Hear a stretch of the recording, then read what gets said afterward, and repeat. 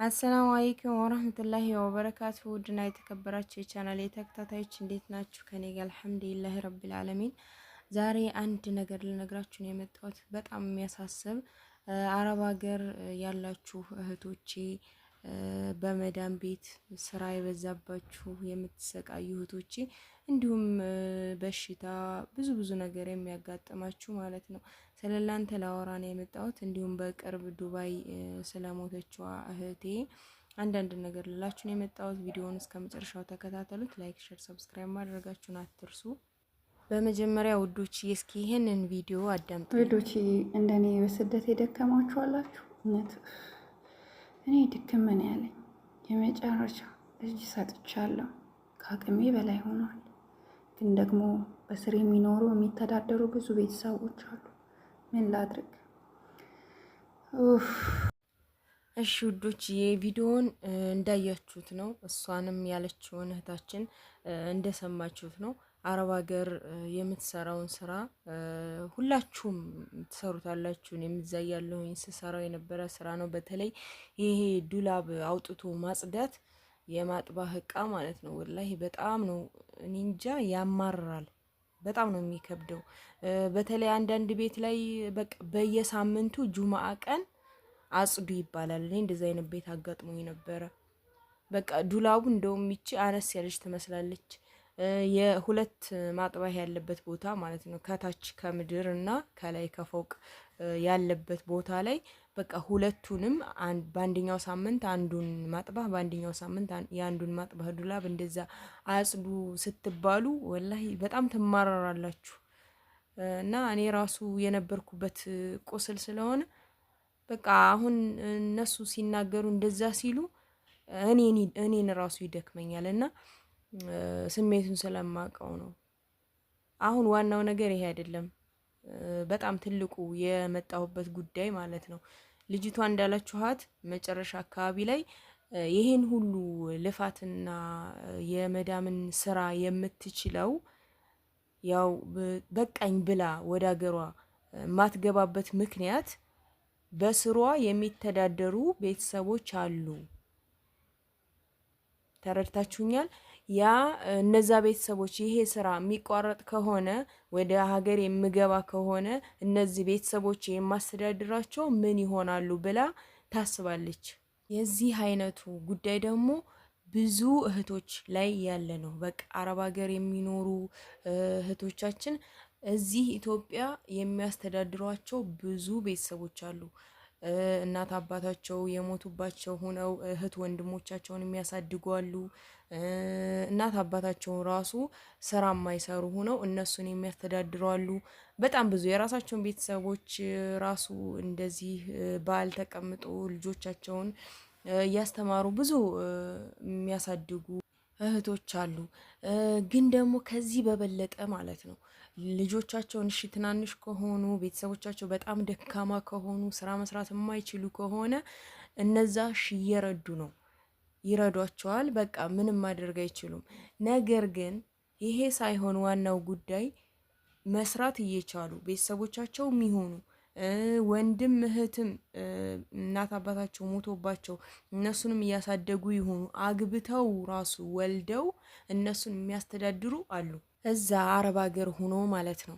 ነፃነት ናፍቋቸው፣ እንቅልፍ ናፍቋቸው፣ በቃ እረፍት ናፍቋቸው፣ ሰውነታቸው የተለያየ በሽታ እያጋጠማቸው ራሳቸውን ጎድተው እዚህ ጋር የሚያስተዳድሩት ቤተሰብ አለ።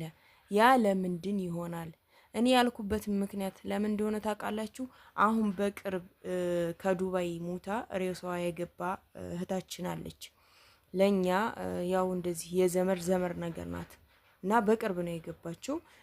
ቤተሰብ ሬሳዋን ተቀብሎ ቀበረ እና የዛኔ ወንድም ነበራት እሷ በእሷ ስር የሚተዳደር ማለት ነው። የሚገርማችሁ ሲያለቅስ ስትሰሙት ራሱ በቃ የት ነው የሚሄደው? በቃ ከዚህ በኋላ ማን አለኝ? መግቢያዬስ የት ነው እያለ የነበረው ማለት ነው። ከቤተሰቦቿ ቤት ያው የቤተሰቦቿን ቤት እየኖረበት እዛ የሚረዳው ሌላ የሚሰራው ስራ ስለሌለ እሷ ናት ግዴታ በየወሩ ልክ እንደ ወር ደመወዝተኛ ማለት ነው እንደ መንግስት ሰራተኛ በቃ ያን ደሞዝ ጠብቆ ነው የሚኖረው። ራሱን እያስተዳደረ ያለው በዛ ደሞዝ ነው፣ እሷ በምትልክለት በየወሩ ማለት ነው። ይች ልጅ አላህ ወደ አኼራ ወሰዳት። አላህ ይዘንላት፣ ለቤተሰቦቿም አላህ ሶብሩን ይስጣቸው። ሞት ያለ ነው የትም ሀገር ብትሆኑ፣ እዛ አረብ ሀገርም ሆኑ ኢትዮጵያም ሆኑ አጀላችሁ ከደረሰ ቀናችሁ ከሆነች የትም ቦታ ሆናችሁ ትሞታላችሁ። ግን በጣም ከባዱ ነገር ያው ቤተሰብ ልጃችን በሰላም መታልን ከነ ሙሉ ጤናዋ ብለው መቀበል ሲገባቸው ሬሳ መቀበል ማለት በጣም ከባድ ነው፣ በጣም ያሳዝናል። ግን ይሄ ደግሞ የአላህ ፈተና ነው፣ አላህ ያመጣው ፈተና ነው እና አላህ ሶብሩን ይስጣቸው። ግን አሁን እኔ ያሳዘነኝ ምንድን ነው ይሄ ወንድሟ አሁን ከዚህ በኋላ ያለው ህይወቱ ምን ይሆናል የሚለው ነገር ነው። ገብቷቸዋል። እና ይህንን ልጅ የሆነ ነገር ገንዘብ በዛ ያለ ገንዘብ እንደዚህ በየወሩ ቦጨቅ ቦጨቅ ሳይሆን በዛ ያለ ገንዘብ ይላክለትና ያን መቋቋሚያ ሱቅም ከፈተ የሆነ ነገር የሚነግድበት ወረትም ተሰጠው።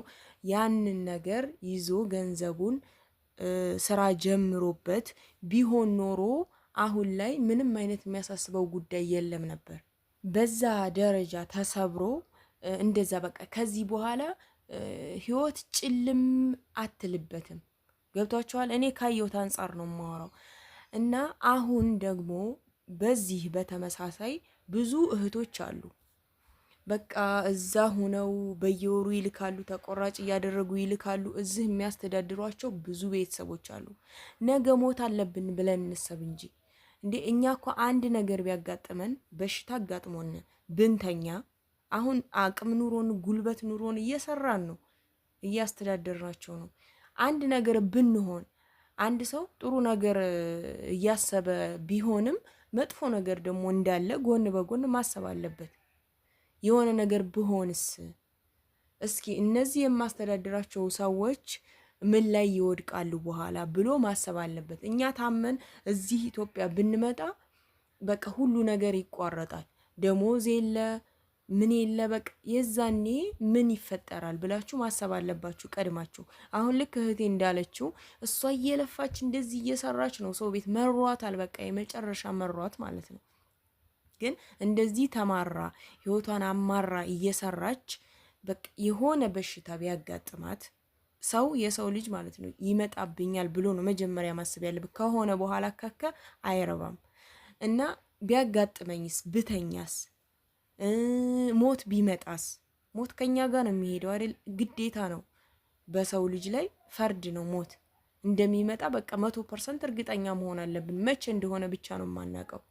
ስለዚህ ተዘጋጅተን መጠበቅ አለብን። ዛሬ ይሁን ነገ ይሁን የዛሬ አመት ይሁን የዛሬ 2 አመት ይሁን የምናውቀው ነገር የለንም። ከአንድ ሰዓት ከደቂቃ በኋላ ከሰከንድ በኋላ ይሁን የምናውቀው ነገር የለንም።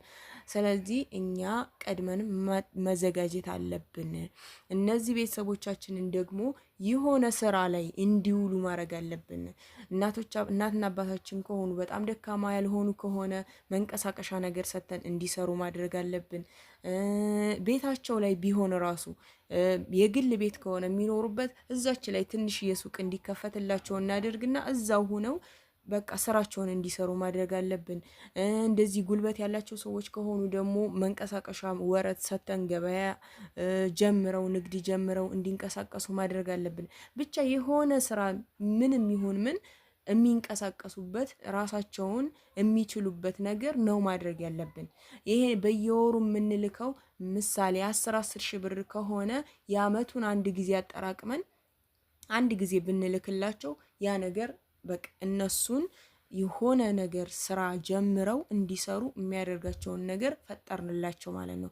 ያ ነገር እኛ ኢትዮጵያም ገባን የትም ሄድን ታመነም ተኛን ወደ አኼራም ሄድን ለነሱ አያሳስባቸውም ማለት ነው። ገብቷቸዋል። ራሳቸውን ተቋቁመው በእግራቸው ቆመዋል። ማንም አያስፈልጋቸውም። እና ይሄ እኛ በየወሩ የምንልክላቸው ገንዘብ እነሱም አይጠቀሙበትም። በቃ የዕለት የሚሟላ አስቤዛ ገዛ ያደርጋሉ። በቃ ብሩ ከውል ሳይደርስ ያልቃል። በቃ ከዛ ወሩ ይደርሳል። አሁንም በየወሩ ትልካላችሁ እናንተ። እነሱም የሚያጠራቅሙት ወይም ሴቭ የሚያደርጉት ነገር በየጊዜው ቁጠባ። አሁን እኮ ራሱ ቁጠባ ባንክ ቤት ትንሽ ትንሽ ገንዘብ የሚያጠራቅመው ከስንት አንድ ሰው ነው። በቃ ለነገ ህይወቱ ያስፈልገኛል ይሄ ገንዘብ አንድ ቀን ሊጠቅመኝ ይችላል እና በዚህ እችን እያጠራቀምኩኝ የሆነች ስራ እጀምራለሁ ብሎ የሚያስብ ሰው አሁን ላይ በቃ ጥቂት ነው። ከስንት አንድ በቃ ምናልባት ከ1000 ሰው አንድ ሰው ሊሆን ይችላል እንደዛ የሚያስበው ማለት ነው። እና ስንፍናን ነው እየፈጠራችሁባቸው ያላችሁት። እንዲሰሩ አበረታቷቸው። ይችን ልላክልህና በዚህ ወር በቃ የሆነ ንግድ ጀምር፣ ልብስ ስፌት፣ በቃ ልብስ ስፌት ተማርና ይሄን ልብስ ስፌት ሲንጀሩን ሁሉ እንገዛልሃለሁኝ እንደዚህ አድርግ ብላችሁ በቃ የሚቆምበትን ወደፊት የሚራመድበትን መንገድ ነው መፍጠር ያለባችሁ እላችኋለሁ ውዶች።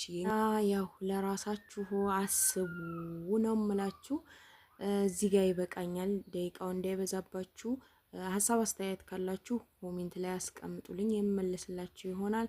በቀጣይ በሌላ ቪዲዮ ተመልሼ እስከመጣ አላህ ሰላማችሁን ብዝት ያደርግልኝ፣ ስራውን የሚያቅልልላችሁ፣ ሀገራችንን ሰላም ያደርግልን።